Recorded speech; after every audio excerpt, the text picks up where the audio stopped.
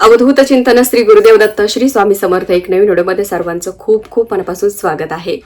तर आजच्या व्हिडिओमध्ये आपण बघणार आहोत की पौर्णिमाच्या दिवशी आपण काय काय सेवा करायच्या आहेत। आपल्याला लक्ष्मी प्राप्तीची सेवा करायची आहे, आपल्याला कुलदेवीची सेवा करायची आहे, त्याचबरोबर आपल्याला स्वामींची पण सेवा करायची आहे। तर याची पूर्ण डिटेल माहिती बघूया, त्याच्या व्हिडिओ शेवटपर्यंत नक्की बघा।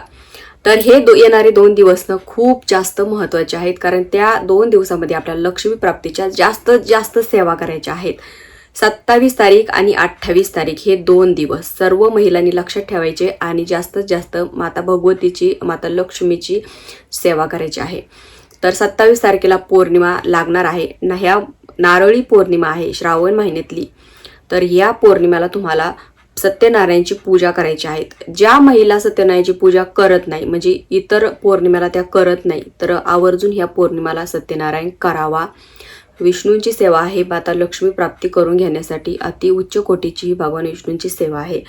तर सत्यनारायणची पूजा कशी करायची, मांडणी वगैरे सेवा, तर त्याची माहिती मी तुम्हाला ऑलरेडी दिलेली आहेच, चॅनलवर जाऊन तुम्ही तो व्हिडिओ बघू शकता।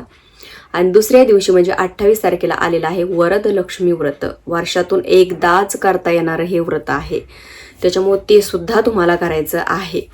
तर बघा, 27-28 तारीख दोन्ही दिवशी पौर्णिमा आहे, म्हणजे 27 तारखेला सकाळी पौर्णिमा 9:09 लागत आहे, तर 28 तारखेला ती सकाळी 9:49 संपत आहे।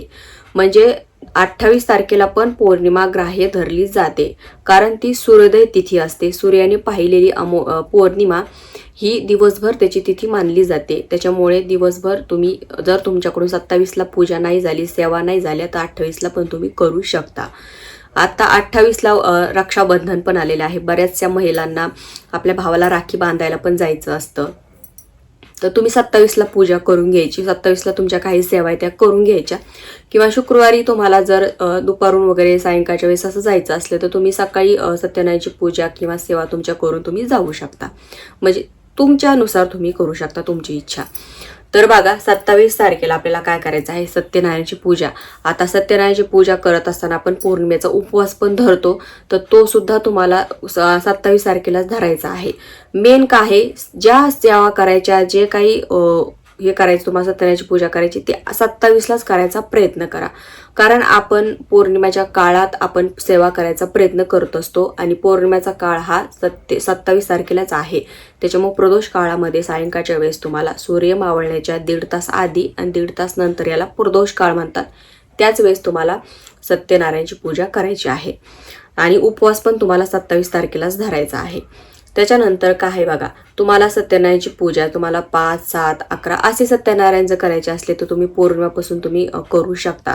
म्हणजे पौर्णिमाला सत्यनारायणची पूजा तुम्ही मांडताय, संकल्प करून करा, तुम्ही किती करत आहात, काय करत आहात, ते सगळं तुम्हाला डिटेल माहिती तुम्हाला चॅनलवर तशी दिलेलीच आहे। मी संकल्प करून 5, 7, 11 असे सत्यनारायण तुम्ही करू शकता, कारण आता जास्त दिवस श्रावण महिना राहिलेला नाहीये, त्याच्यामुळे लवकरात लवकर सेवा करून घ्या, कारण श्रावण महिन्यातला प्रत्येक दिवस खूप जास्त महत्त्वाचा असतो। आता तुम्हाला जर आपल्याला माहिती आहे की सगळंच करायचं असतं, वेळ वगैरे नसतो, पण करायचा प्रयत्न तरी करायचा कमीत कमी, म्हणजे प्रयत्न केला तर माणसाकडून जास्त नाही पण थोडी तरी सेवा होतेच।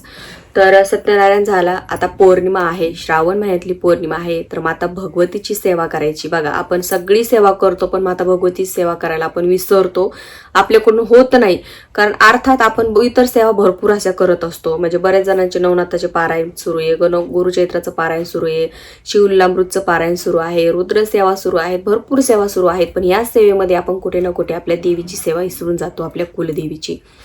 तर त्या दिवशी तुम्हाला श्रावण महिन्यामध्ये कमीत कमी एकदा का होईना दुर्गा सप्तशतीचा पाठ करा। आता ही श्रावण महिन्यातलीच पौर्णिमा आहे, तर या दिवशी तुम्ही कमीत कमी दुर्गा सप्तशतीचा पाठ करा, किंवा तुम्ही सिद्धकुंजिका स्तोत्र वाचा, तो सुद्धा वाचला तर तुम्हाला दुर्गा सप्तशती पाठ केल्याचं फळ मिळेल। पण नुसतं तितकं शॉर्टकट सेवा करायचा प्रयत्न नाही करायचा, पाठ दुर्गा सप्तशतीचा पाठ तुम्हाला वाचायचाच आहे। आता 2 दिवसात तुम्ही कधीही वाचू शकता, कारण माता भगवतीची खूप उच्च कोटीची सेवा आहे। आता तुम्हाला तुमची कुलदेवी माहिती नसेल, तर तुम्ही पाठ केला तरी तुमची सेवा देवीपर्यंत पोहोचतेच, आणि तुम्हाला सगळ्यात देवीचा प्रभावी मंत्र कमीत कमी त्याचा 1 माळ जप तरी करा। रोज माता भगवतीची ही सेवा आपल्या घरामध्ये झालीच पाहिजे, भले तुम्हाला तुमची कुलदेवी माहिती नाही तरी पण।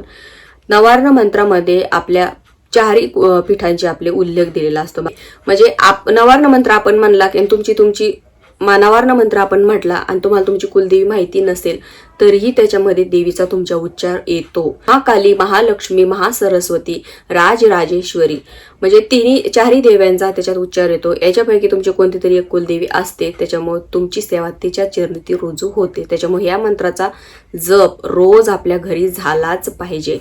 त्याच्यानंतर दुसऱ्या दिवशी आलेले आहे वरदलक्ष्मी व्रत. आता त्या दिवशी पण तुम्हाला माता भगवतीच्या सेवा करायच्या आहेत. वार शुक्रवार पण आहे, त्या दिवशी लक्ष्मीचाच वार आहे.